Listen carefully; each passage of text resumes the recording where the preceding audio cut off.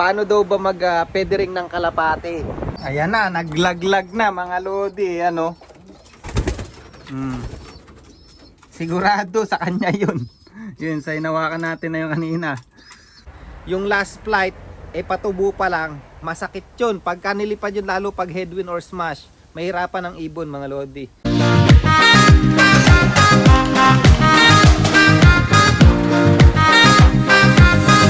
So yun mga kalapatids, nakita nyo na naman yung pagmumukha ko. So for today's video, yan, meron nag-message sa akin, paano daw ba mag-feathering ng kalapate.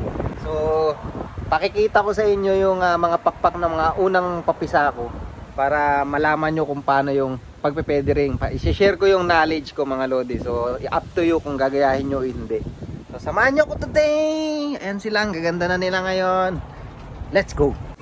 Ayan, sino ba yung anuhin natin? Sino ba yung kukuha natin? Pangit oh, nakatalong ko oh. Anong pinaggagawa mo ba? Nakatalong ko ka dyan, boy. Ayan. So, kuhanin natin. Ayan, ito to, red checker na yan. Yan yung unang mga papisa ko eh. O yung isang favorite ko. Nasaan ba yung paborito ko? Si 3149. Ayun. Ayan. Kuhanin natin yan mga lodi. Yan yung mga unang papisa ko. Tingnan nyo yung pakpak. At isi-share ko sa inyo kung paano ba mag-feathering dito sa New Zealand, anong month, anong araw, at kung paano. Alright? So yan mga kalapatids, ito yung unang isa sa papisa ko. 6 sila na unang papisa ko. First clutch to mga lodi. Ito yung kauna-unahang anak ni paring stubborn ngayong season na to mga lodi. Yan, red checker cock, white flight. Yan, napakaganda mga lodi. Ayan o. Red checker white flight na cock mga lodi. Tapos na ibon, napakaganda. Yung kapatid niya is red checker white flight din. Ayan, kung mapapansin nyo, ayan mga lodi, kung mapapansin nyo, patubo pa lang yung pang ilan ba to? 1, 2, 3, 4, 5, pang-6 na flight mga lodi. Ayan o, kung mapapansin nyo, ito pa lang siya. Ayan. So, 4 pa yung ilalaglag niyang flight. So, kung dito ka nagre-race sa New Zealand, dapat December 25 pa lang is nagpe-feathering ka na. Ayan. So, paano ba mag-feathering mga lodi? Simpleng-simple lang. Gugupitin mo lang yung kung kunwari mo, 3 flight yung gusto mong tanggalin. Ayan. Gugupitin mo lang dito para sumingaw. Ayan, sa dulo, gupitin mo lang ng mga siguro mga ganyang kalaki mga lodi. Yeah, mga 1 to 2 inches mga lodi. O kahit 1 inches lang, basta maggupitan mo lang yung doon. Yung buto kasi sa gitna, ito itong pinaka ano dyan sa gitna. Kailangan mapasingaw mo yan para mag-dry siya. At pagka binunot mo, hindi magdudugo. Ayan, ganun siya mga lodi. So, kahit mga 1 week lang, okay na yon. Minsan naman yung iba husang nalalaglag. Ayan. So, dito, December 25, yung mga unang clutch, kahit ako, ang ginagawa ko last time, hindi ko na ginugupit. Kasi yung first clutch dito, August mapipisa, August, September, October, November, December, 4 months old na sila sa December 25 kung napisa sila ng August. So, hindi ko na ginugupitan. Binubunot ko na lang mga lodi. Kaya lang pag binunot nyo, maging maingat kayo kasi maaaring magdugo. Dapat ang bunot is kailangan hawak nyo mismo dun sa pinakapuno dito pag binunot nyo. Yan, tapos hawak nyo to ng maganda-gandang hawak mga lodi. Maayos dapat pagkakahawak nyo, sabay bubunutin nyo sa stem dun. Huwag nyo bubunutin na basta lang bubunutin na ganun mga lodi kasi masasaktan yung ibon. Yan. So napakagandang ibon. At kung nagtatanong kayo kung nagpe-feathering ako, last year nagpe-feathering ako. Kasi dito sa New Zealand, December 25 magpe-feathering ka 1 month before ng training. Malahaba na yung last flight na binunot mo na yun mga lodi. So ako last year, ang ginawa ko lang is last flight lang yung tinanggal ko. So sakto December, January. So first week ng February is training na dito, club training na ng young bird season.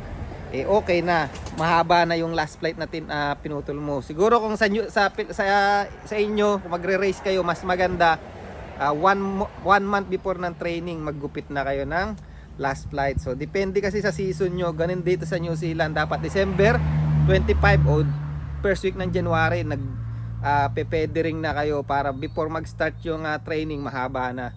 Kasi pag nag-race ka ng young bird season dito sa New Zealand, dapat nagpe-feathering ka kung talagang competitive ka. Kasi pag di ka nag-feathering, lalo yung mga late breed mo, yung mapipisa ng October, November, sasakto na yung last flight nila mga lodi sa big event, sa dalawang pinaka last lap na event talaga, pinaka final, masasaktuhan, laglag yung maglalaglag yung last flight nila at tutubo pa lang. Lalo pag mga ganyang kalaki pa lang yung tubo, yung may dugo pa, is masakit yun pag nilipad mga lodi. Malaking kawalan sa performance ng ibon yun. Pag yung last flight patubo pa lang, masakit yun pagka nilipad yun, lalo pag headwind or smash, mahirapan ang ibon mga lodi. But meron na mga mabilis mag-molt na ibon. At yung iba kahit na walang last flight, magaling talagang lumipad yung ibon mga lodi. So depende talaga, pag malakas ang ibon, walang makakapigil kahit walang last flight yan. Mananalo't mananalo. Sabi nga, kung season mo talaga, kung mananalo ka talaga, is mananalo ka talaga. So kahit anong gawin mo, o kahit anong gawin pa nilang pagdarasal, ganun yun. So eto, 4 pa yung ilalaglag, and then kuhanin ko pa yung isa. So eto naman yung isa pa sa unang papisa ko mga lodi. Ayan. So eto naman, ayan, 3 flight na lang yung ilalaglag nya. So February, March, yan, sakto mga before mag big event, kumpleto na to mga lodi. Pero pag mga late breed mo, siguradong sigurado tatapat sa big event dito sa New Zealand sa young bird. Ayan, masakit yun pag maglumipad mga lodi. But meron ako mga kilalang flyer dito, hindi sila nagpe-feathering pero nananalo mga lodi. So kabisado na rin kasi nila yung season dito. So kung paano yung gagawin nila mga lodi. Si Brain Slope mga lodi, hindi nagpe-feathering yon pero nananalo sa young bird season. Ayan. Ito yung anak naman ng 1,200 km na finisher mga lodi. Napakaganda ng mata, gustong gusto ko to. Ibon na to mga lodi. Tingnan niyo yung mata. Tingnan niyo yung mata niya mga lodi. Masyado lang mailap. Ayan. Ito mga lodi. Ayan. Ayan, tingnan nyo yung mata ng anak ng 1,200 km. Napakalikot. Ayan. Ayan siya. Nakikita nyo ba? Napakalikot niya. Ayan. Parang nag-aapoy mga lodi. Ang ganda ng katawan, ang ganda ng sukat. So simula nung na-training natin sila, nag-toss tayo, gumanda na yung sukat ng katawan niya. Tingnan nyo mga lodi yung katawan. Ayan ang mga gusto kong katawan. Medyo payat pa ng konti pag mga sprint race. Magaan. Hindi naman payat. Yung nag-aagaw yung bilog saka yung buto mga lodi. Yung nasasalat nyo ng konti buto pero medyo bilog. Tapos magaan. Ayan. Pero hindi tayo magaling sa sprint race mga lodi.